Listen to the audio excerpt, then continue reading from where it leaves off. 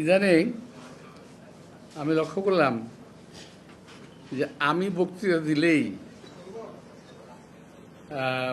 আমাদের কিছু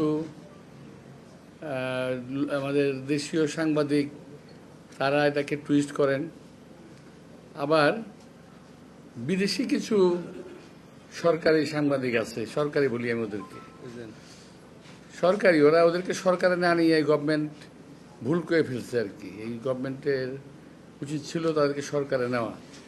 তো তারা আবার খুব ক্ষিপ্ত হয়ে যায়। আমার বক্তৃতাগুলোকে কাটপিস করে এমনভাবে জনগণের সামনে হাজির করা হয় যাতে জনগণ আমাকে ভুল বুঝে। এই জন্য এখন বক্তব্য দিতে একটু খুব হিসাব করে দিতে হয়। আর আমি কথা বললেই তো বলবো যে মির্জা আব্বাস তো সংস্কারের বিরুদ্ধে কথা কয়, সংস্কার চায় না।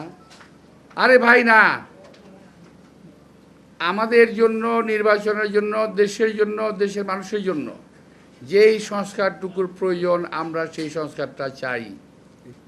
শোনেন, আমি আপনাদের উদ্দেশ্যে বলতে চাই, যারা ভাই আমার বাইরে আছেন, যারা বিশেষ করে এই ইউটিউবার যারা আছেন, আপনারা যারা আছেন, আপনাদের প্রতি সম্মান রেখেই বলতে চাই, ভাই আমরা রাজনীতি ছেড়ে দেবো, আপনারা একটু দেশে আসেন। আপনাদের অনেক জ্ঞান, আপনাদের অনেক বুদ্ধি, আপনাদের জ্ঞান বুদ্ধি আমাদের অনেক প্রয়োজন। আপনারা দয়া করে দেশে আসেন, বুদ্ধি দেন।